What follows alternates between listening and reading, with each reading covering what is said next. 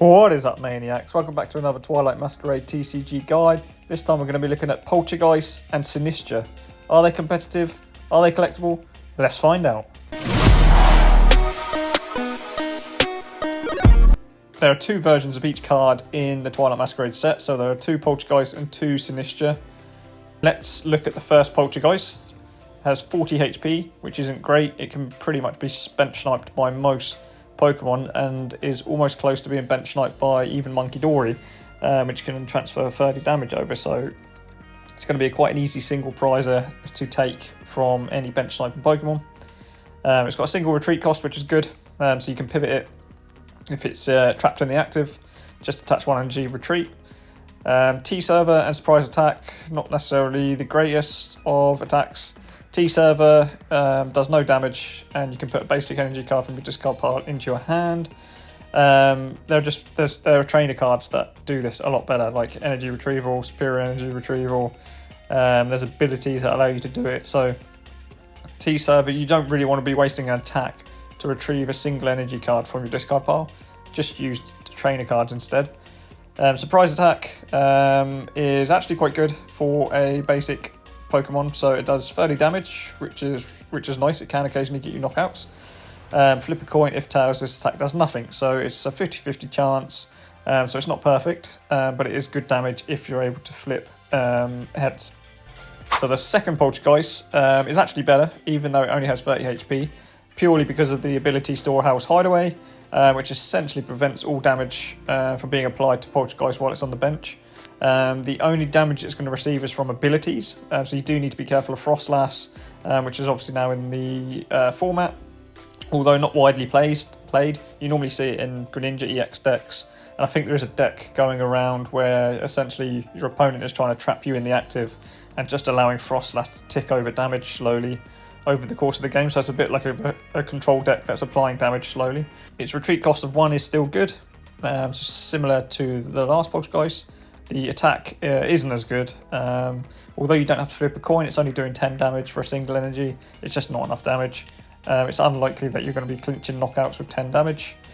So if it had 30 damage, that would be better, but you're essentially looking to evolve this into Sinistcha anyway, which is why the Storehouse Hideaway ability is so good on this Pokemon. There is this nice illustration rare version of the Poltergeist card as well, and I'll put the price up now. Talking about Sinistcha, this is the first one. Both Sinistchas are really good. So this one has 70 HP, which is obviously not good, and you're probably going to want some bench support because it will get bench sniped by Greninja EXs. It has a single retreat cost, so that's really good. You can pivot it, you can attach rescue boards, etc. It's really easy to pivot this Pokemon around your field. Its two attacks are really good for a single energy, and the primary one is Spill the Tea, which can do up to 210 damage by discarding free grass energy from any of your Pokemon on the bench or in the active. So you can discard it from Sinistcha, or you can discard it from your bench Pokemon. The Teal Mask Ogerpon is a really good card to synergize with this, and we'll cover that in the cards that synergize well with Sinistcha and Poltergeist in a few minutes. And then the second attack is Curse Drop. So it does, you can put 4 damage counters on your opponent's Pokemon in any way you like. So this could clutch some knockouts on your benched Pokemon. If you play Monkey Dory in the deck, for example, you could apply 30 damage to one of your opponent's benched Pokemon, and you then could do Curse Drop to get the knockout. So if they've got a basic 70 HP Pokemon on their bench, maybe it's a Pidgey and you want to prevent them getting Pidgeot, or you want to try and disrupt their draw engine by taking out a Bidoof, then you can achieve that by combining Monkey Dory and Sinistcha. That's just one example. Or they may have switched out a damaged Pokemon and you just want to get the knockout. It only needs 40 or less damage, in which case this is going to be able to clinch some good knockouts. Talking about bench sniping Pokemon, Sinistcha EX is the better bench sniper because you can do huge amounts of damage to the bench with its Rebrew attack. So you can put 2 damage counters on one of your opponent's Pokemon for each basic grass energy card in your discard pile, then shuffle those cards back into your deck. So you can recover all that energy from the discard pile back into your deck, and also deal huge amounts of damage to any Pokemon on your opponent's bench. It doesn't even have to be on the bench, it can also be in the active, so you can hit pretty much any of your opponent's Pokemon. And you could potentially get full HP, EXs, V Pokemon, V Star if you've got enough energy in your discard pile. So this is a lot stronger bench sniper. But in terms of a normal attacker, the previous Sinistcha is better if you've got the grass energy to discard. Matcha Splash, you're unlikely to use this very often, but it does 120 damage and heals 30 damage from each of your Pokemon, which isn't, to be honest, too much, although maybe more relevant now that there is Frostlass, Monkey Dory in the format, etc. You can heal away the damage that they're slowly applying to you. It's got a single retreat cost, so again, all of the Sinistcha and Poltergeist are really good on retreat. You can attach rescue balls to all of them and get them out of the active, or just attach an energy, so really good there. So Sinistcha EX has a few different variants, so you've got the illustration rare, which is really nice, and I'll put the pricing up now. There is also this full art version, which I've been lucky enough to pull 2 of these, so that's another one to bear in mind. Let's take a look at some Pokemon that synergize well with Sinistcha and Sinistcha EX. The first is Steel Mask Ogerpon EX, so this one synergizes well with the non-EX version of Sinistcha. And that version, if you remember, you can deal up to 210 damage by discarding up to 3 grass energy from any of your Pokemon. And the reason why this one is good is because of its Teal Dance ability.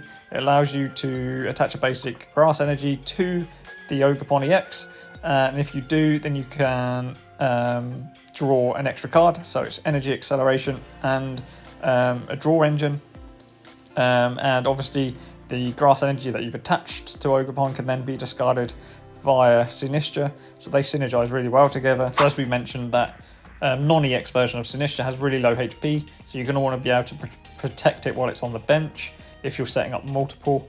So you're going to want to have a Rabsca or a Manaphy, but Rabsca is really good because it essentially protects you from all damage, excluding ability damage. So again, Frostlass, Monkey Dory can still hit your bench Pokemon, but all other attack effects, damage counter effects, they're all blocked by Rabsca's ability, so that's really good, and it's worth having to protect your basic Sinistcha and your Poltergeist. Lilligant V-Star is a really good Pokemon in a lot of grass decks because of its Star Perfume ability, which allows you to look for, in any combination, up to 5 grass Pokemon and grass energy cards. So you can grab your Poltergeist, you can grab your Sinistchas, you can grab the grass energy that's going to power both of their attacks. So yeah, really good synergy with Lilligant. I wanted to give a special shout out to Golden Go EX. I play Golden Go at the moment, and I do have Sinistcha EX in my deck. So these 2 cards synergize really well. Golden Go discards energy to deal damage. Sinistcha EX recovers energy to deal damage. And occasionally you can get easier knockouts on your opponent's bench Pokemon. So sometimes they've got easy knockouts on the bench, like a Rotom or a Luminion. There are quite a few times, and quite often I've won games just by using Sinistcha EX to bench snipe a Pokemon. So my advice is also to leave Poltergeist as Poltergeist until you need to actually use Sinistcha EX, because otherwise you're offering them up an easier 2-prizer to knock out, because it only has 240 HP, whereas Golden Go has 260. And usually people can see what you're up to by having your Sinistcha EX on the bench. So if you just leave Poltergeist on the bench and evolve it when you need it, that's my advice. And obviously Poltergeist has that ability that prevents any damage from being applied to it while it's on the bench. Yeah, they synergize really well, and it's been working for me extremely well. In terms of trainers, bug catching set, I think I've referenced this one for pretty much most of these grass TCG guides. But yeah, bug catching set is really good. It allows you to find the grass energy you need. It allows you to find the grass Pokemon you need, like Sinistcha, like Poltergeist. Looking at a few tool cards, Defiance Band is good for the non-EX Sinistcha. Obviously you can do 210 damage, but if you apply Defiance Band and you're behind in the prize trade, then you're going to essentially be doing 240, which allows you to get knockouts on some of the higher HP EXs and V Pokemon. You also have Vitality Band, which essentially will give you 220, which again is getting a few Vs and EXs. And then lastly, the obvious one is Maximum Belt. So on EX Pokemon, you can do 260 damage. So again, you're reaching another tier of EX Pokemon. You could consider playing Jet Energy. I don't play this in my Golden Go deck, but Sinistcha EX requires 1 colourless energy to do its rebrew attack, so a jet energy could power the attack and get it into the active to be able to bench snipe an easy 2-prizer on the bench. So jet energy is a good shout. Legacy energy is also good. Again, its attacks only cost a single energy. You add a legacy energy onto it, and you're essentially giving 1 prize away on the EX, and you're giving no prizes away on the regular Sinistcha. So legacy energy works well. And that just about wraps up our guide on Sinistcha and Poltergeist. We're going to rank this card as a B tier. It's a fun to play card. You will occasionally see it in competitive decks. So like I said, my Golden Go EX deck, I would classify as competitive, and I have a Sinistcha EX in it. But if you're going to build a deck around Sinistcha EX and Sinistcha, it's more likely to be a fun to play deck. So that's why we're ranking it as a B tier. And Sinistcha EX only works in Golden Go EX because they synergize well together. Outside of Golden Go, I'm not sure there are many other decks that this can work well in, so it's quite niche as well. So yeah, that is why we're ranking it B tier. Let us know in the comments if you agree, and if there are any other cards that you think would synergize well with Sinistcha and Sinistcha EX. It really helps us out, and it will help other followers of the channel improve. So do leave that feedback in the comments. And if you're new to the channel and this is the first video that you're watching, if you found this valuable, please do follow. We're on our way to 1,000 followers, and check out the rest of the TCG guides that we've made in the series so far. We're almost at the end of the grass Pokemon in the Twilight Masquerade set. And until next time, guys, that's me shuffling out again.